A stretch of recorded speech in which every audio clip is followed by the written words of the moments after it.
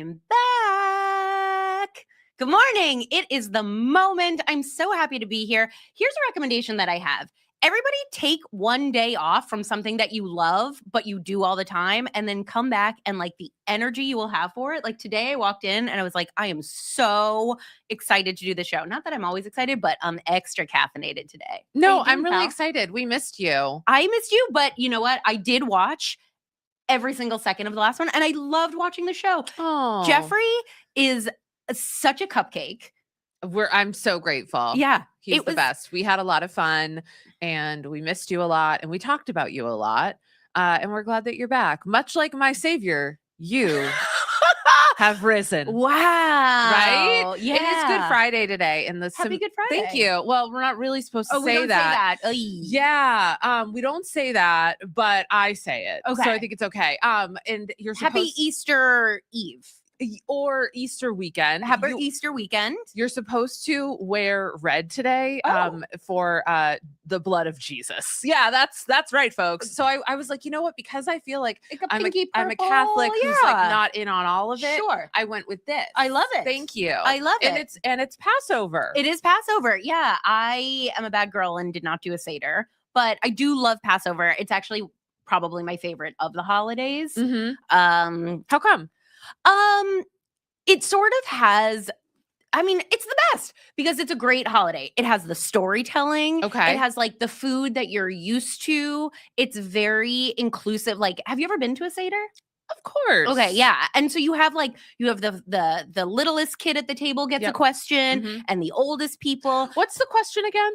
Why is this night different from all other nights? Yes. Yeah. Love that. And I think Seder is a good one. And I think it's sort of a timeless story. And I think part of what I love about being Jewish is so much of the culture is about like, what do we think about this? And what about this? And like, it's a lot of dissecting. Like the joke is like a rabbi's never, unlike other religions, like a rabbi is never going to tell you what to think. They'll be like, well, what do you think? That's like a big part. Right. And so I feel like sitting around every year and talking about a story in the new context of the world is always good and important. And even though I didn't do a Seder this year because I just didn't, I couldn't love it more. And I love my Jews, I love my Catholics, my friends. But I just realized I forgot to go live on Instagram. So I think there's probably dozens. Seven people waiting for us. Well, while you do that, I'm going to tell the audience. Yeah, what's going on today? Okay, so yesterday we were like, there was rumblings around that Pam Bondi was about to get fired, and we were like, maybe we'll talk about, maybe we didn't, we won't, and then boom, Donald Trump fired Pam Bondi. This is after he's fired Kristi Noem. So we're going to talk about the women that are in the line of fire of Trump and how this all goes down. Then we have Touch Grass podcast host Milly Tamarez, who's going to come and talk to us all about the drama over at Summer House. And you had a very special perspective. You wanted to ask specifically about the dynamics of Black women on reality television here because there's some of that in the mix of the Summer House. So we're really excited to talk to Milly. And then we're joined by Representative Jake Auchincloss of Massachusetts, who is also a veteran. And we're going to talk to him about that weirdo Trump address that happened on Wednesday and what's going on in Iran. So we got a lot to get into today and like boom, boom, boom, boom, boom. Yeah, let's get into it. Okay, so like I said, Pam Bondi is out at the head of DOJ. Trump announced her firing on Truth Social as per usual. His former personal attorney turned Deputy Attorney General Todd Blanche is taking her place for the time being. There's different conversations about who might replace her. But also Pam Bondi is still slated to testify in front of Congress on the 14th. This is her in front of the Epstein survivors during her last congressional hearing. She refused to acknowledge them. On Tuesday, we're going to have Jess Michaels, who's in this picture, to talk to us about this. But I'm curious, now that she's out, what that is going to be like, like she's no longer representing the Trump organization. Of course, this is the second firing in, just a couple of weeks. Kristi Noem got fired from her head at DHS and is replaced by Mark Wayne Mullen. And what I'm noticing is a trend. It's women in the cabinet who have some sort of, blow up, some sort of fumble of their organization.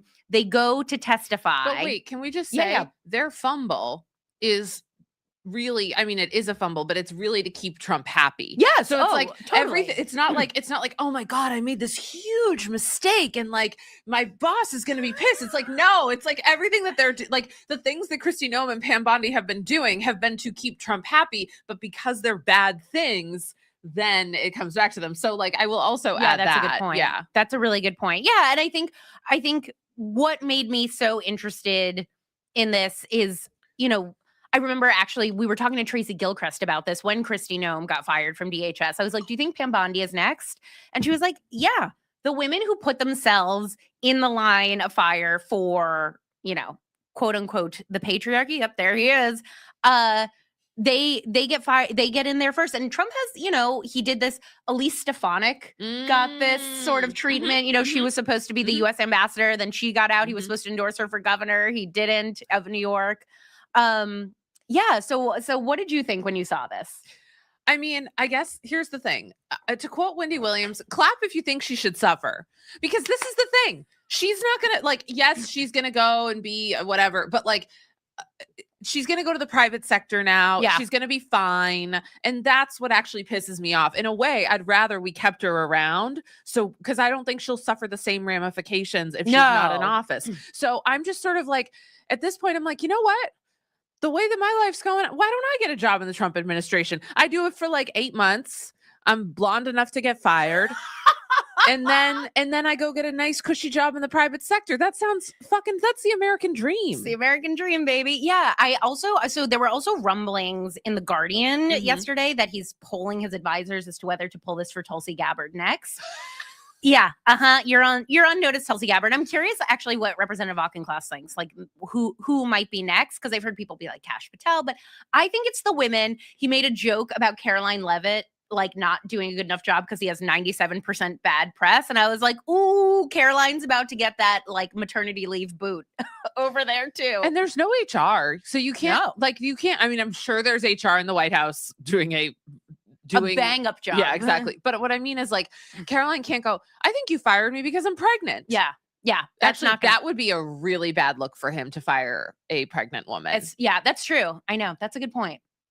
Actually, my whole goal is to get Caroline to flip, and that could do it because it's like, if you fire the pregnant woman. Yeah, that's true.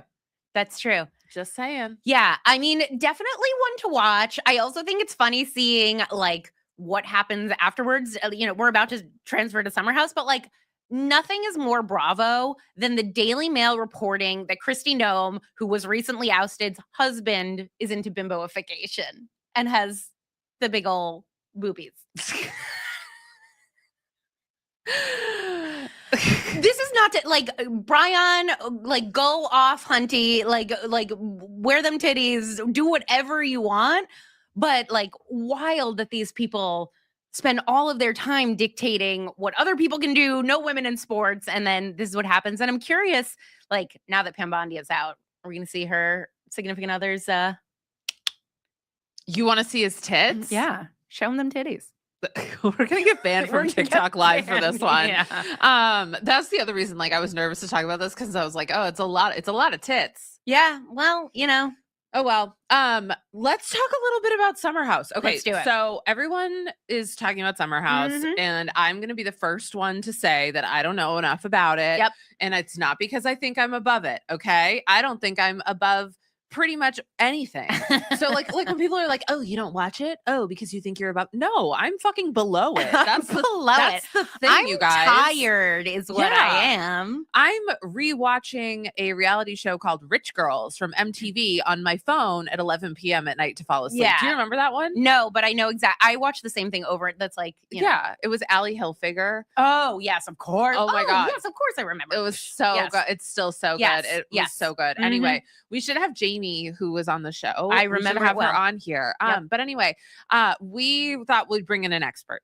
My friend Milly Tamarez is the host of the Go Touch Grass podcast, and she is going to help us break down some of this summer house drama, because it's not just like a cheating scandal. It's also really, for me, about the way that Black women are portrayed on reality TV. So do we have my friend Milly?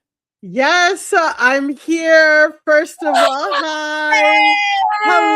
Hello. I have so many thoughts. So first I want to address you saying rich girls. You are a psychopath, Meredith, because that whole first season or one season was about this girl really trying to lose her virginity at prom and like trying to set up perfect circumstances for that. And it didn't work out. And I'm like, oh, I can't watch this. So you're wait, crazy. now I'm remembering. Wow. Yeah, she went to prom with like a 40-year-old man, and she was like, I want to have sex. And he was like, I don't think so. Like, it actually was like, when people say not all men, they were really talking about this man. Oh my gosh. Okay. So earlier you guys talked about Pam Bondi, and that is the perfect transition to this summer house drama with male-centered women. Hello, we have Amanda Batula. Okay. So what, and just, is this about a cheating scandal? Is this about it's good to think about, first of all, if you want to weigh into reality TV, it's just good second screen TV. Like, you're on your phone, you're playing phone games, you're knitting, you're doing you're half asleep. That's what this is for. Summer house specifically. Yes. Exactly. Yep. So Real Housewives, Salt Lake City, it's not second screen. You got to be locked in. So much is happening. Yeah. Summer house, no. The whole show will be like a conversation, but good second screen. Anyway, so basically what's happened is Ciara is, beautiful. And Ciara. So we have Ciara, West, and Amanda. And Ciara is, she's an ICU nurse. She's incredibly successful. She's so beautiful and smart. And, Bravo, she's always in this role of like getting exoticized, not being taken seriously, not with men that commit, whatever. So she had a thing with West, who joined like 2 seasons or 3 seasons ago. He like kind of led her on and basically was like, and it's again, what's happening here, we call it on Go Touch Grass a 5-alarm fire discourse. So just so you know, it's so loaded, whatever. If reality TV is like literature, where we're all talking about the dynamics of society by this stupid second screen thing, that's what's going on here. So anyway, Ciara and West used to date and hook up, and like this is so loaded because this is the plight of many millennial women, Gen Z women. It's like a guy who like likes you and says that you guys are so meant to be, but he's just not ready, which means exactly. You guys know what time it is. And so depending on what, we got a lot of crazy things, right? So if you're in Pacific Northwest, the guy will manipulate you into polyamory. But if you're in the East Coast, the guy will be like, I like you, but I'm not ready, but I want you around, whatever. So you blew my mind. That is the discourse in a nutshell. That is the discourse. So anyway, basically, so he, West, like, dumps Ciara because he's not ready, puts out a New York Times hit piece about like how he wasn't even that into her, wasn't that serious, embarrasses her, whatever. She talks about like, you embarrassed me. There's like racial implications. So like a white guy like rejecting me in such a public way. Anyway, Times? I mean, come on. Oh, he put it out in the New York Times. And then when she's like, what the fuck? He was like, so whatever, right? Anyway, her good friend, her best friend on the show is Amanda. Amanda's married to Kyle. And over this season, we're seeing the dissolution of their marriage. Like the last episode, Kyle calls her like a bitch in front of everybody. And it's like so shocking. And Wes stands up for her and all this stuff. But what people are talking about is, so then now it comes out that Amanda and West have been secretly dating for a long time. Because there have been rumors on Dumois for a long time, and then they put out a joint we statement. They're like, we've seen the growing thing, like we're coming out as a unit. So it's crazy, right? This woman her last joint statement, Amanda Batula's last joint statement was 2 months ago when she announced her divorce. 2 months later, she's announcing with her best friend's ex that she's whatever. So back to, I know I'm dropping, but it's a lot of lore. I feel like we're not up to date. Helpful. No, this is all working. This is all helpful. So basically, here's what the conversation is, right? This white guy gets this bit, and you see this black woman on TV talk about these guys on these shows. They don't take me seriously. I'm just an experience. I'm just for fun. I'm not someone that they can really commit to. And then you see that kind of like in West's dating history. There was another woman who's a Latina who's like, yeah, he's really nice until you fall in love with him and he can't be serious and whatever. But then to put out a we statement with a white girl, like is, that like now he's publicly claiming. They together?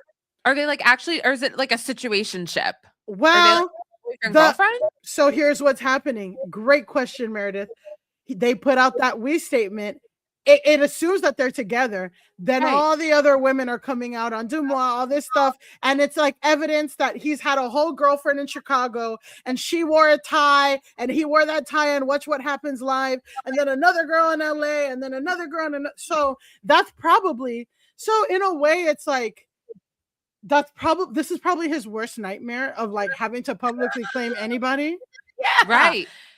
No, you're right. It's giving Kristi Noem, Pam Bondi, Trump. It's like white women who are like, oh, I'll align with this guy. This is going to go well for me. I'm going to publicly come out and put my reputation on the line. And suddenly that guy is like, well, I mean, it wasn't that serious, And the sad thing is like, just like I was listening to the New York Times thing, like a lot of Pam Bondi's stuff was self-inflicted. She didn't have to go that hard. And with Amanda Batula, she was getting the Ariana Madix treatment. She was going to be the divorcee. She was in the cut. Everyone was like, yeah, you're heel girl. And even within the Bravo fandom, there was like, guys, she married a shitty guy. Like, she's mad at him for like, what he always purported to be. He never said he was going to be like not cheating on her, not embarrassing her, not talking to her like shit. Like, so why are we giving her that treatment? But yet still she was getting that and like completely squashed now because she was fucking her best friend's ex. Ugh, you hate to see it. Well, I'm so glad that we got this whole recap because we really needed it. And if you could hope for one thing for Ciara to come out of all of this, Milly, what would it be? Okay, so Rihanna is a huge fan of all Bravo, and Rihanna unfollowed Amanda. But then Dumois said that Rihanna now there's like rumors that Rihanna is setting up Ciara with Michael B. Jordan. Ooh. Oh, and I thought you were going to say Fenty. She's gorgeous. No. She should get a Fenty thing. That's just like already period. But we're talking about like if Ciara comes out with an A-lister boyfriend, like the Jordan Woods situation. This is really like a Jordan Woods situation all over again. But guess what? Jordan Woods, happy in love, married to a basketball or football player. That's what Ciara needs. That's what I wish for her. Well, Milly, we'll have to have you back because you really broke down that discourse. I wish that for you, Milly. I hope that that's your next move. Michael B. Jordan, if you're watching the moment. Huge fan. Huge fan of the moment. In every Tuesday live. Yeah. Thank you so much for coming by, Milly. We'll see you. Bye. Bye.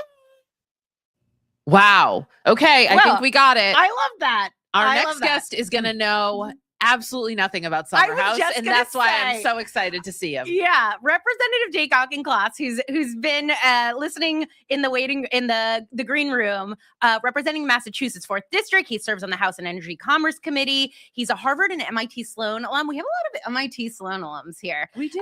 He's a Marine veteran who commanded infantry in Afghanistan and counter-narcotics ops in Panama. He's our millennial congressman here to talk to us about all things Iran, all things Summer House. Representative Jake Auchincloss, do we have you in the room? You have me, and you're right. I understood no of those words that were just spoken. We're gonna have to ask you to recap what happened on Summer House now. Backstage, I was just like, what is this conversation about right now? But I can definitely talk about Iran, so hopefully I can be useful in some capacity. Definitely yeah. You can educate us in a different way. Okay, let's start. I watched the Trump address on Wednesday night. It was the first time he sort of formally, we hear from Trump all the time, but it was the first time he did that sort of like, I'm walking to the podium and I'm standing here.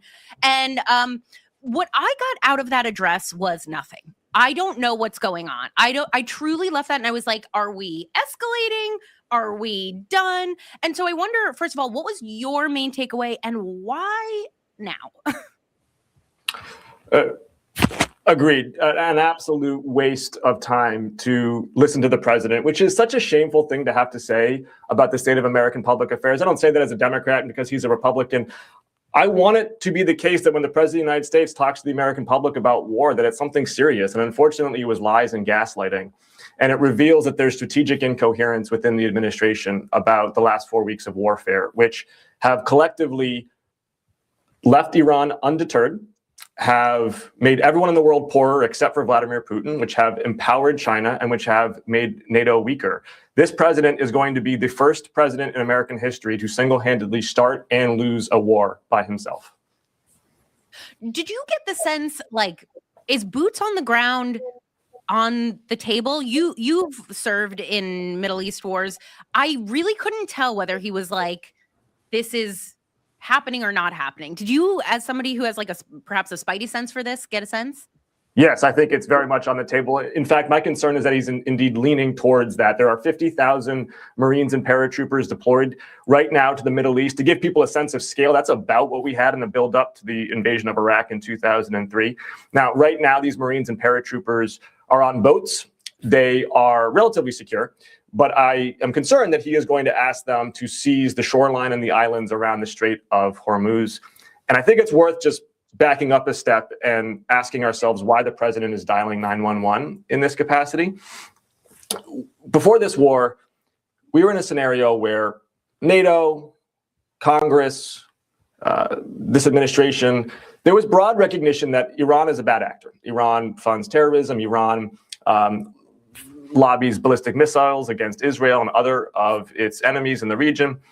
And there was concern that Iran was going to develop a nuclear weapon. And the reason why that nuclear weapon development program is such a concern is not so much that Iran was going to immediately deploy that nuclear weapon, but because it would be a deterrent. It would prevent our Gulf allies, Israel, America, Europe, from making sure that Iran wouldn't try to fund proxy terror forces or launch ballistic missiles. And an analogy here would have been North Korea, right? North Korea developed a nuclear program, and it's made it a lot harder to now control North Korea's bad behavior in other ways because they have this huge deterrent. What this president has managed to do with his incompetence is he has not set back Iran's nuclear program in any meaningful way. And indeed, they weren't all that close to being able to weaponize a nuclear program. He has given them a new strategic deterrent in the Strait of Hormuz. The Strait of Hormuz is this narrow transit way that Iran is adjacent to, and 20% of the world's oil transit through it, and there's not really a good alternative. And what Iran has done in the last 4 weeks is they've laid mines and drones throughout that strait, and they're able to toll it and to deny passage to countries. And what that means is we're in an energy shock now in the world. We have given the Ayatollah the whip hand over global energy markets, and now they don't need a nuclear bomb. They have a deterrent over our energy markets.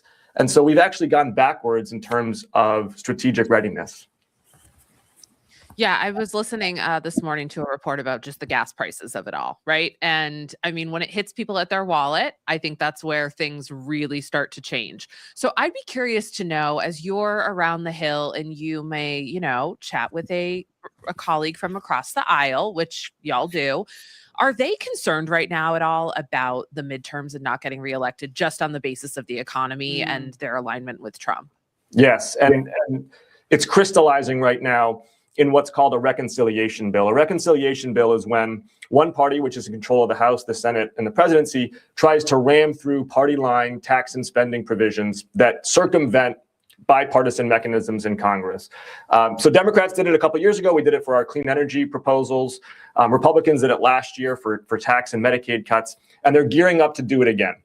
And what this bill is likely to contain is really two things. One would be 3 years of more funding for ICE, no strings attached, no reforms, and then hundreds of billions of dollars for this war in Iran. And I think it's important to connect in the American imagination these two policies, which can feel separate, right? Immigration enforcement with national security.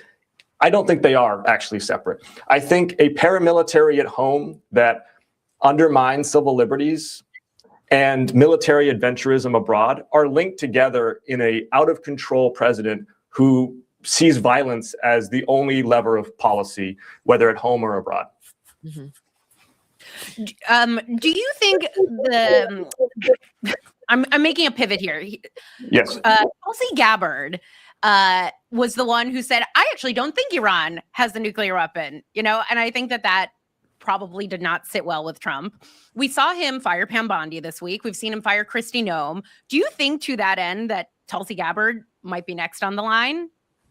Yes, although I think she's already irrelevant within the administration. In fact, I don't think she's ever been relevant.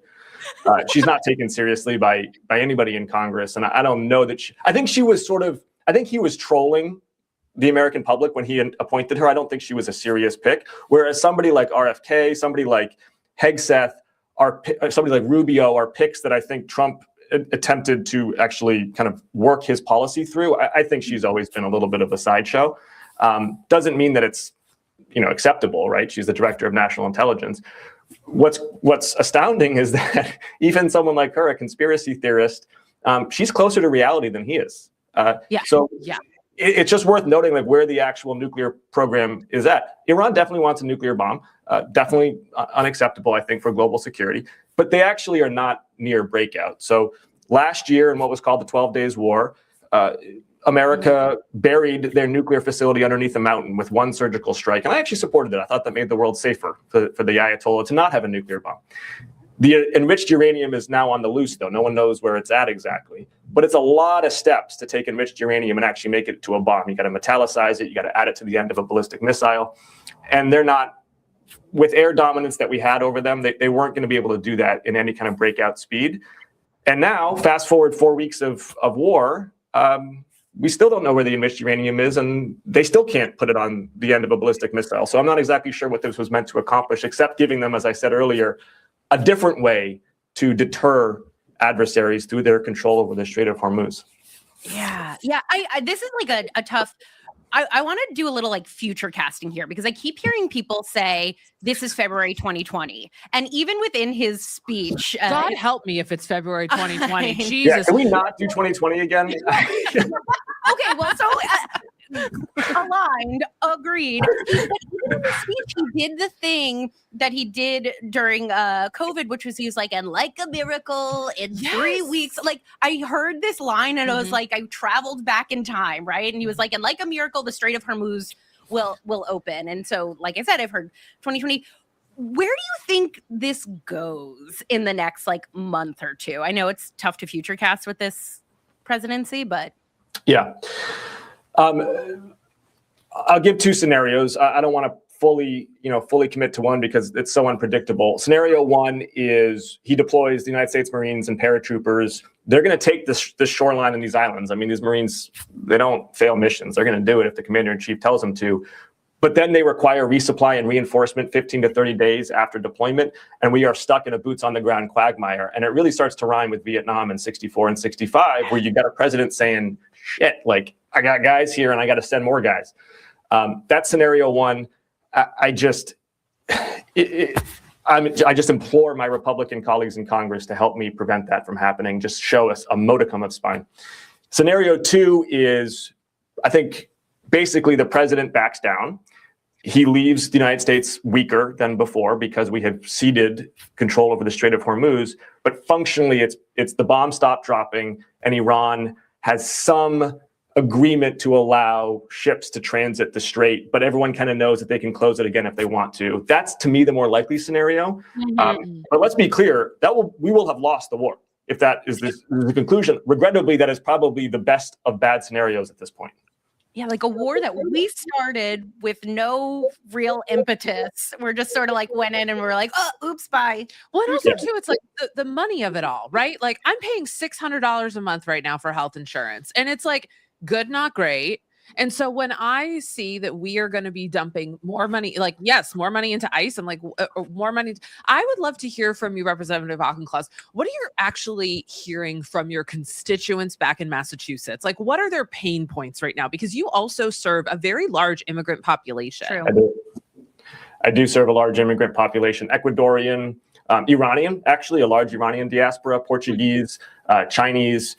And obviously every immigrant community that I speak with are going to have individual issues, whether it's with visas, whether it's diaspora issues.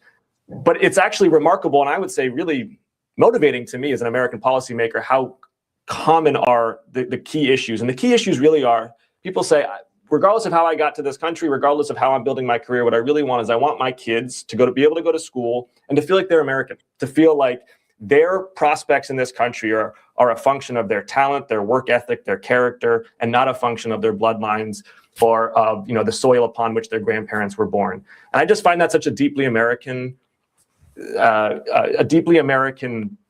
aspiration, and it's one that J.D. Vance rejects fundamentally. He thinks that this country is not predicated on that idea. And it's an area that I think Democrats need to seize going into 26 and 28. We are the party of constitutional patriotism. I'm so sick of these Republican lawmakers claiming that they own the flag. They do not own the flag. Democrats need to be the party of patriotism. Well, that brings up a really interesting point, because I'd love are you allowed to speculate on this? Is this against the rules? I don't know. I'm going to ask, what do you think is going to happen with this Supreme Court decision on birthright citizenship? I think they're going to reject the Trump administration's approach to birthright citizenship. Legally, I mean, you would have to torture the 14th Amendment and torture 150 years worth of jurisprudence to find against birthright citizenship. Now, obviously, the Heritage Foundation and other conservative outfits are trying to do that. I'm skeptical. Now, to be fair, I would also have been skeptical 10 years ago that they could have tortured the Second Amendment to make it legal to buy an AR-15 at Walmart. But here we are. So, we should have some skepticism of the Supreme Court's willingness to abide by the Bill of Rights and by the Constitution. But I think it's very unlikely they're going to support this administration on it. It was so weird to see him go to the Supreme Court. Like, what an odd week in America. One other question that I have is, the shutdown quietly ended this week. I feel like in the news, that went away. DHS got funded, but not ICE, or rather it got funded, but with no ICE reforms. Do I understand this correctly? That's what happened in the alternative universe of Congress being somewhat competent.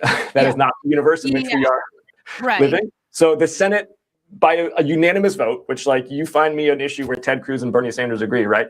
By a unanimous vote in the Senate was like, hey, America, we really don't agree on ICE, but there's 20 other agencies within the Department of Homeland Security, things like Coast Guard and TSA agents and cybersecurity professionals. And we think that we should fund them while we debate ICE. That makes sense. Sure. And House Democrats were like, yes, let's do it right now. And House Republicans said, no, absolutely not. This week, so they threw it out. So we did not do it. Right. And then this week, Speaker Johnson was like, just kidding. I actually do want to do it. But they haven't gotten their act together to actually get it passed. So I'm not putting my chips in the basket of the House GOP actually being able to do DHS funding.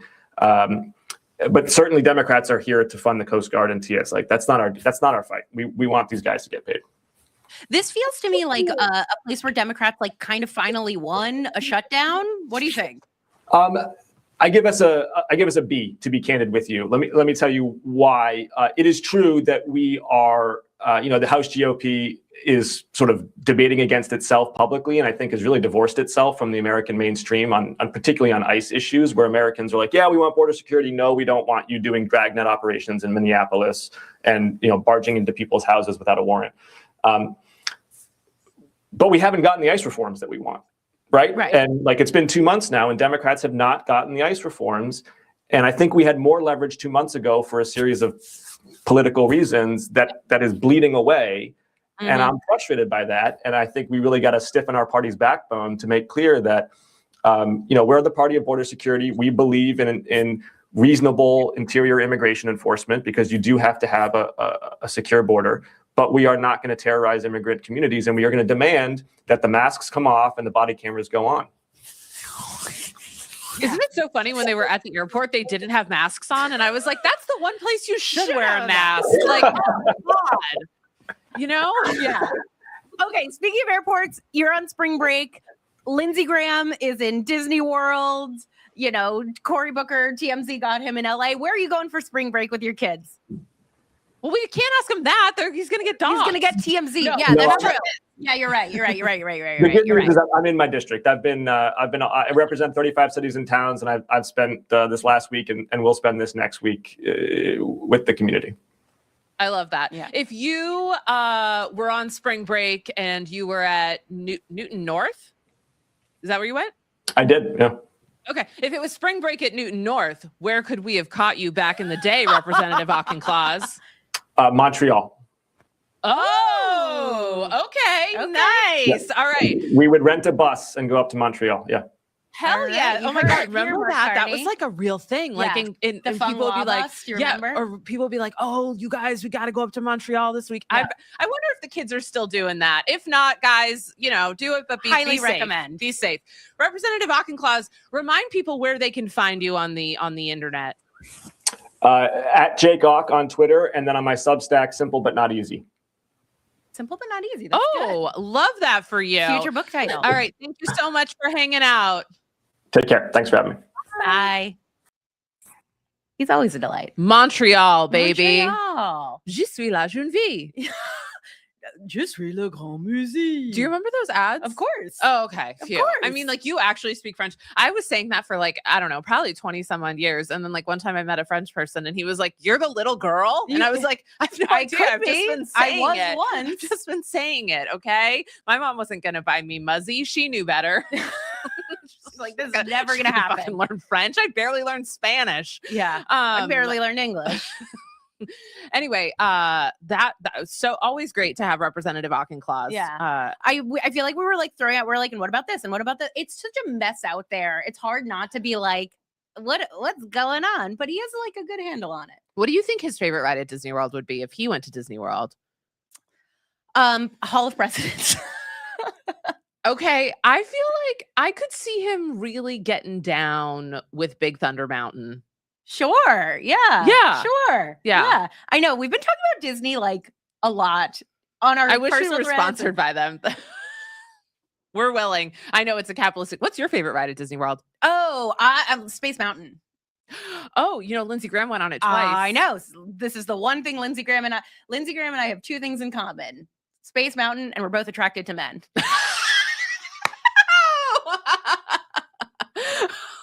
Oh my God. No, it's true. It's very true. Space Mountain is a great ride. I do love Space Mountain. How about you? What's your favorite? You know, God, that's such a good question. I would say my favorite ride, I do love Splash Mountain. Oh yeah, Splash Mountain's fun. Splash Mountain's a good one. Which is now, I think, Tiana's Bayou. Yes, but I guess they changed the name too. It's good. I've been on the new one because I went to Disney World last year. Yes. I'm not a Disney adult. I'm an adult who likes Disney. Okay. Big fucking difference. Big difference. No, but I did go on a new ride called Tron. Have you? No. Oh my God. Okay. So Tron is crazy because you basically like, it must be sponsored by Peloton because you basically lay down on like a what? I don't know. Gabby's yelling in the booth. Gabby's Gabby's opinions never on been Tron. to Disney World, so I don't know. Maybe I'm getting it wrong. But you basically like lay down on a thing and you like it's like having a yes, it is a movie. Yeah. But it's called Tron, but it's a ride. And you lay down on a thing like almost like a bike like this. And wow, it is I will tell you really quickly. One time I was at Disney World with my family, and back in the day on Tower of Terror, I do love Tower of Terror. Oh, this is Tron. That's Tron. Okay. Isn't that insane? Wow. I guess I haven't been to Disney since I was. Oh, no. This is very new. This is like last year and a half. Anyway, yeah. There was a guy on Tower of Terror, and back in the day, I don't think they have it anymore, but everybody had I don't know, like a bar or whatever, but there was one seat that had a seatbelt, and he was in line with us, and he was like, I just want to announce that I like the seatbelt seat. And so if anybody else wants it on this ride, feel free to go ahead of me and I'll wait for one where nobody wants it. And we were all like, yeah, you can have it. And then we got on it and he sat down and my uncle was like, oh, you really like the seatbelt. He was like, there's rides and then there's rides. Wow, that's a great quote. I know. There's rides and then there's rides. Okay. You love the seatbelt. So anyway, that's how I'll I know we have been talking about Disney a lot. Sorry guys. This just became a Disneyland. Disneyland, yeah. Rebecca, what's having a moment for you? You know, I was thinking about it and the truth is it's just Bryon Noem is having you like that? That's I don't know. It's just such a wild story that like this came out. It's just for all of the harm they've done to the trans, non-binary, like anybody in the queer community, really, for it to come out that this is his kink. And like, again, do what you want, Bryon. Like I could not care less in any other world except that you upheld this administration that feels so strongly about this thing. And I just like, I see this and I'm like, it's always a projection. Yeah. It's always, like I was listening to the show on Tuesday and like trans people and people who like to dress in different clothes and it is not actually on the political spectrum. It's on the political spectrum, how we adjudicate the rights of those people. But like trans people exist in Republican spaces, in Democrat spaces, for all of time. And, Bryon, I hope that this is an opportunity to like break out and live your most expressed self in life. What's having a moment for you? Well, wait, I just want to add to that. Like, it reminds me of in the conversation from Tuesday's show, we talked about State Senator Jim Guthrie, my new best friend. Yep. Who's a Republican and voted against the bathroom bill in Idaho and went against his party. And he's voted against some other stuff in Idaho. He also voted against some stuff that I think did pass, but that makes teachers disclose to parents about pronouns. Yeah. Mm-hmm. Again, sided with Democrat, and everyone's mad at him. Like, but that's you're doing something right and with integrity if the people who you generally align with disagree. I feel like, and that's a good thing. It is a good thing, except for when I said I didn't like that Kristen Wiig show on Apple TV. People were like, "How dare you say that?" I didn't really like it. I know it was terrible. Jim Guthrie. But when I talked on Tuesday about that, what Scott Turner Schofield, who was one of our guests, said, "Yeah, that's a Republican."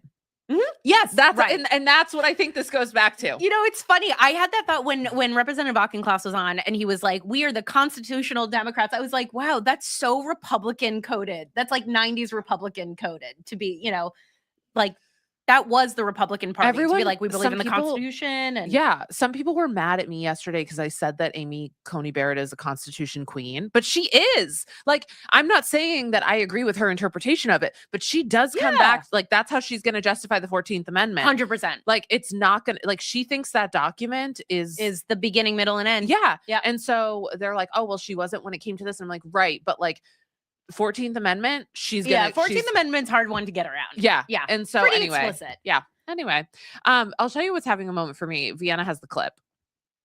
It says there will not be a female president in her lifetime. And I say, thank God. I hope there's not a female president in my lifetime. Why would you say that? You know what many people are saying, Jessica? Many people are saying, do women have the... You are just jumping off a cliff just because you're bored. Emotional maturity. You are just bored. Many people are saying, do they have the personal contacts in the business world to manage the economy? Many people are saying, Greg, do women have the respect of the generals? Who said that? Many people are saying women don't have the sense of humor to be president. I've heard that from a lot of people. None of those things I believe. Many people are his Reddit thread that he leads. Wow. Also, too, it's like he's like, oh, I'm never going to see a woman president. And he's like, and thank God for that. And then he's like, but I don't believe these things. Well, also like the paragon of emotional maturity, Jesse Waters, like, wow, okay. I think it's just like, he's doing the same thing that Trump does. Yes. A lot of people are talking about. saying, yeah. A lot of people are saying it, and then people start like. I get that. Yeah. Like part of you could look at that clip and go, "Oh, he's just like he's sort of kidding. Everyone's laughing." But the problem is there are too many people who like don't fact check Facebook, who watch things on Facebook, and then they just watch that and they're like, "Yeah, a woman couldn't be president." Also, too, like Jesse, what are you? What's Jesse clocking in at? 65? No, he's younger than that. But what I will say to end this show. No, is, I want to finish just one you got part. okay, go. I just want to say one thing. Go. How many more presidents do you think he has left in him? Oh, good point. I mean, how many presidents do any of us have left? And at this point, I mean, like, if Trump you could get be the last one. Two, like, and I don't like Republican, Democrat, but a re-election, he's 47. Ooh, that's, you know what? I'm not even going to say it because God, all my comments lately are just about my looks, which you guys, I got my chin done yesterday, so fuck off. But how many more presidents do any of us have left in us? How many? Yeah. Anyway, that's all. Well, America, many people are saying that The Moment is the greatest show that's ever been on the internet. Many people are saying it's the most important show to watch. Many are saying, actually, it's the most popular show on the internet. And if you aren't watching it, you're really not up on all of like the politics, cultural gossip. Like many people are saying Rebecca and Meredith are the most important political commentators of their generation. So many people are saying. I don't disagree. I think I've seen people saying that. Yeah, many are saying. Yeah, my dad saying that. Bye! All right, guys. Bye.